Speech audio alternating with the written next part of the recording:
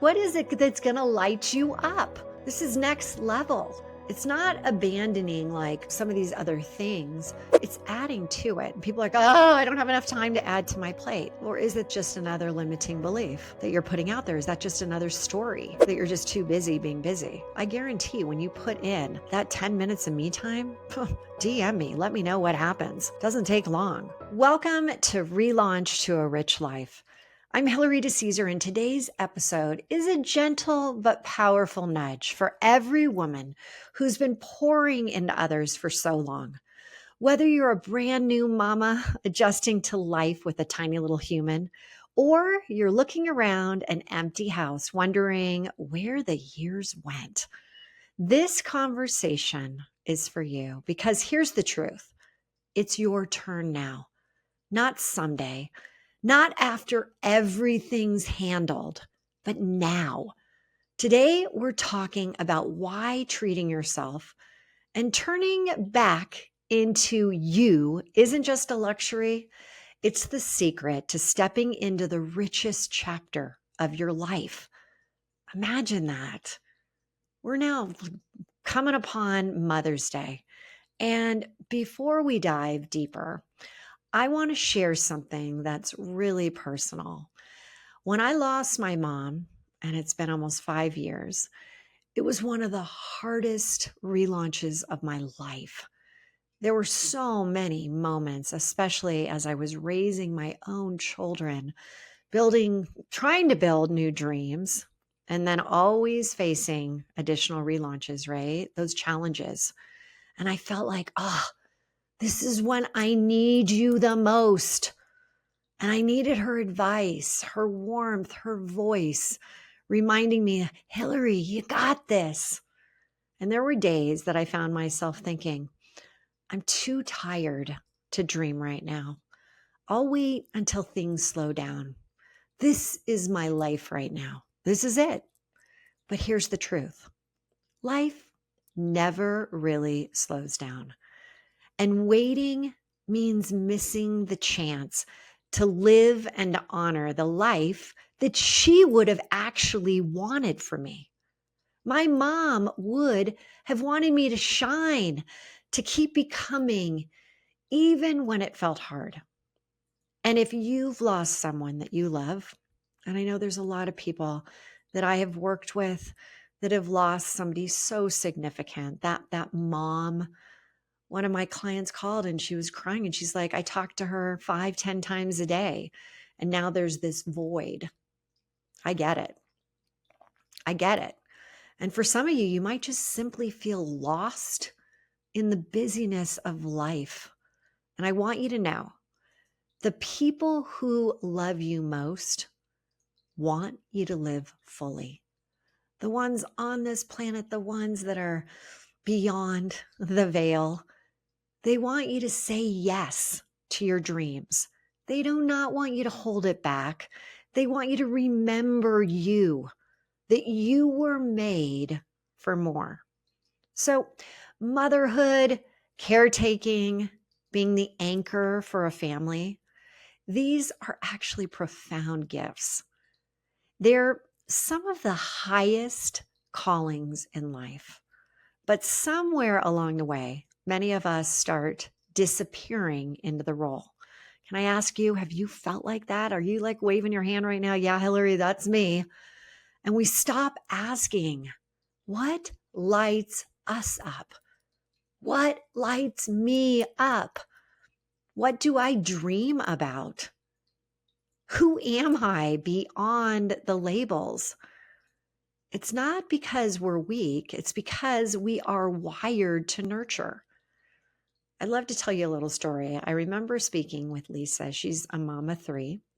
And she shared that after 20 years of running carpools, organizing school events, she looked in the mirror one day and thought, where did I go? How many of you sometimes, or maybe we don't even give ourselves a chance to see that reflection? I'd ask you, look in the mirror tonight, tomorrow, not at the wrinkles, not at what's not good anymore, but like you, deep inside your eyes. And some of you might have to say, where did I go? I need to find me. And it took one small brave step, signing up for, I'll never forget, she called and said, I signed up for a cooking class. And she had always dreamed of taking these cooking classes. And, never happened because, again, I'll get to it someday. And it hadn't. And that was the spark that reignited her. That's when she's like, oh my God, I feel the butterflies again. So the world doesn't just need the nurturer. The world needs the whole you, alive, lit up, inspired. So if you've been feeling guilty, which I know I did, I had that guilt of like, I'm with the kids, I'm not with the kids, I'm working too hard, I'm taking myself away from the kids, and I put myself way down on the list. Everyone was above me. Or even if you're just confused about wanting more for yourself right now, I want you to hear this loud and clear. For this Mother's Day, or actually, it's not just Mother's Day, it's any day of the year. Wanting more doesn't make you less of anything. It makes you a human. So when you stop growing, you stop dreaming, you stop imagining, that's when you actually slowly dim. You dim those lights. Science shows us that your brain needs new goals and dreams to stay vibrant and alive. I like a little ancient wisdom in here, and it reminds us every cycle of giving must be followed by a cycle of receiving. Otherwise, the well dries up. You may think right now, oh my gosh, this is exactly what I needed to hear. And I hope it is. I hope it's my gift to you. You don't have to earn time for yourself. You already have. And I'm going to say it right now. It's your turn. When you prioritize even a little space for yourself, you know what happens? Your creativity, your desires, you don't become less of a mother, a partner, a friend. You actually become more vibrant, more present, more alive. So I'm going to give you 3 simple ways that you can start reclaiming you today. All right. First, I really want you to schedule your you time. I want you to schedule it like it's a family event. You're not going to skip that, right? You're not going to skip your child's soccer game. Would you cancel a school meeting last minute? No. So why is your dream negotiable? Start putting your own time on the calendar. And I want you to literally think of it as sacred. So I'm going to tell you, Jessica, she's a mom of 2 teens. And she said, when I started blocking off 2 hours every Saturday for my painting, her whole family adjusted. She was like, they're not going to be able to handle it without me. I have to be there present all the time. No. They even started protecting her time. They were like, no, that's mom's time. And it taught her kids that dreams don't expire and that mom's joy matters. And guess what? Mom was more present after she did this, after she painted, after she had her time. All right, but let's go into number 2. I want you to ask yourself, what would I love? Not just what's practical. When was the last time you asked yourself that? Maybe it's signing up for an art class. Maybe it's that cooking class. Maybe it's walking a trail. I love hiking. Maybe it's something like having some just one-on-one time of just being able to read a book, listen to a podcast. Maybe it's like reaching out to a friend and having like either a virtual coffee date or in person. Maybe it's just being with you without guilt.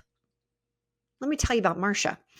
Empty nester, always dreamed of writing poetry, but thought it was impractical. Like, oh yeah, no, I've never really done it. I'm not that good at it. It could be anything, everyone. It could be literally like pottery. It could be, Of course, you're not hearing me say do more work. I'm not talking about that right now. Well, one day she visited a local actual a mic night, and she ended up reading one of her works that she had in her phone. She did it from stage. She's like, oh my God, this is like crazy that I'm doing it. But she was like, my soul finally exhaled. She's like, I finally felt like, yeah, I need to do this. So maybe that mic is like, go to an improv class, be like, find out who you are, not just looking in that mirror and trying to find you behind your own eyes, but who are you? Another suggestion, number 3, create a small ritual just for you.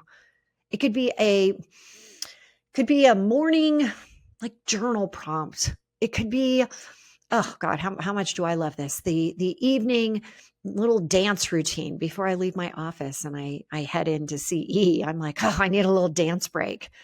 This morning, I did the same thing. I gave myself that moment of just like listening to a song and like jamming out. Maybe it's a Sunday morning coffee ritual, tea ritual, where you plan your week and you put it into your calendar as me time. You are the most important thing on that calendar. So, okay, have another example. Some of us are getting to the age where our kids are getting engaged. Some are you're older and you've got some grandbabies right now. So there was a woman, and Sharon, I'll never forget this.